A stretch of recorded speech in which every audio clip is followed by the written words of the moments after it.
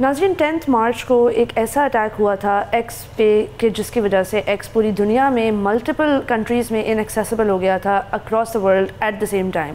ये काफ़ी बड़ी सिग्निफिकेंट डेवलपमेंट है क्योंकि हमें ये तो पता है कि एलन मस्क ने ट्विटर का नाम एक्स रख दिया, काफ़ी ज़्यादा पॉलिसीज़ उसकी चेंज कर दी, जिस तरीके से लोग उस प्लेटफॉर्म से इंटरेक्ट करते हैं वो एक तरीके से कम्प्लीटली बदल चुका है वो तरीका। तो इसके बावजूद ये अटैक अब क्यों हुआ और उससे बहुत पहले क्यों नहीं हुआ जब एक्चुअली एलन मस्क ने ट्विटर ख़रीदा था।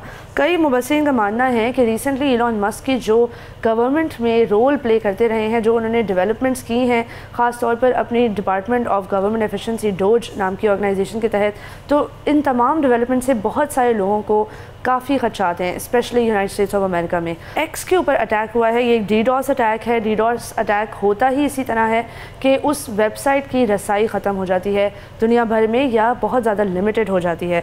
यहाँ आपको बताएं कि पहले तो एलन मस्क ने ओपनली फॉक्स बिजनेस नेटवर्क को इंटरव्यू देते हुए लैरी कुडलाउ को उन्होंने कहा कि मैं समझता हूँ कि ये यूक्रेन की तरफ से हुआ है क्योंकि रिसेंटली ज़ेलेंस्की को एलन मस्क की एडवाइस के तहत काफ़ी ज़्यादा मुश्किलात का सामना करना पड़ा था डोनाल्ड ट्रंप की तरफ से। डोनाल्ड ट्रंप ने एलन मस्क की एडवाइस सुनते हुए यूक्रेन को कट ऑफ करने का फ़ैसला किया था और डराया धमकाया भी था, जिसके तहत हमने वो देखा, जिसकी वजह से आर्ग्यूमेंट हुई ओवल ऑफिस में।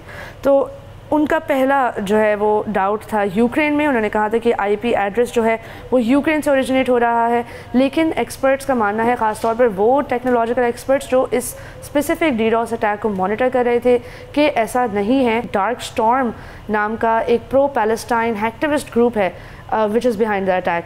ये काफ़ी इंटरेस्टिंग बात है क्योंकि डार्क स्टॉर्म के बारे में पहली दफ़ा लोगों को पता चला था 2023 में, जब उन्होंने नेटो की कई ममालिक के ख़िलाफ़ और इसराइल और यूनाइटेड स्टेट्स ऑफ अमेरिका के ख़िलाफ़ ये साइबर अटैक्स किए थे। टेलीग्राम के चैनल्स पर डार्क स्टॉर्म ने जो है वो रिस्पॉन्सिबिलिटी भी क्लेम कर ली है। उन्होंने कहा है कि हमने ये अटैक किया। इनफैक्ट उन्होंने चेक होस्ट नाम की एक वेबसाइट है जिससे आप देख सकते हैं कि इस वक्त कौन से वेबसाइट्स पर या प्लेटफॉर्म्स पर दुनिया में कहाँ पे इंटरनेट पर अटैक हो रहा है, और चेक होस्ट के उन्होंने स्क्रीनशॉट्स भी शेयर किए जिसमें वो क्लेम कर रहे हैं कि ये जो अटैक्स हैं इस वक्त जो ट्विटर एक्सेस आप नहीं कर पा रहे हैं, वो क्यों नहीं कर पा रहे हैं? क्योंकि हमने अटैक किया है। The volume of cars sold in the last quarter is 3 times more higher than Tesla actually. एक तरफ BYD जो है वो कॉन्स्टेंटली प्रोग्रेस करता जा रहा है और टेस्ला पीछे होता जा रहा है। हम नाज़रीन को बताएं कि एक्चुअली टेस्ला के ऊपर पिछले हफ्ते बहुत ज़्यादा सीरियस अटैक्स हुए हैं।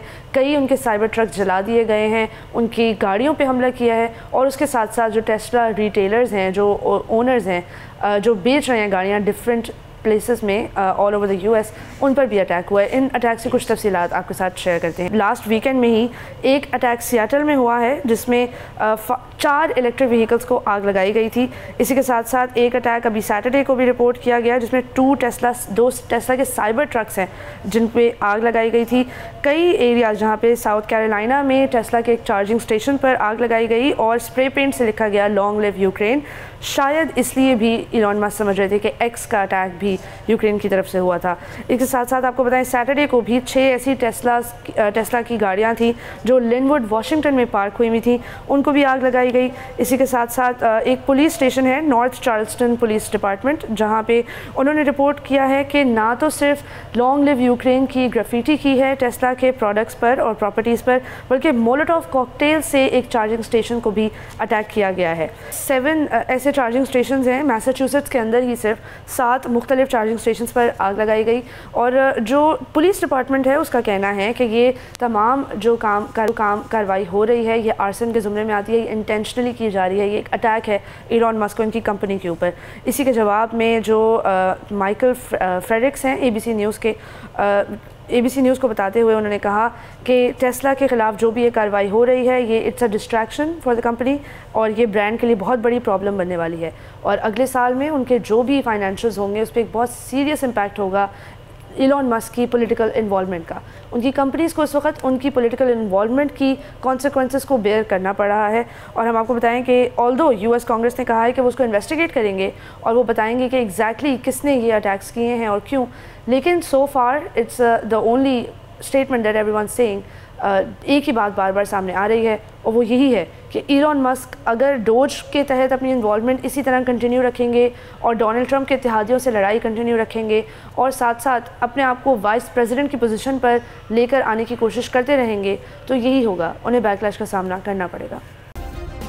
سبسکرائب کریں اور بیل دبائیں تاکہ کوئی خبر رہ نہ جائے۔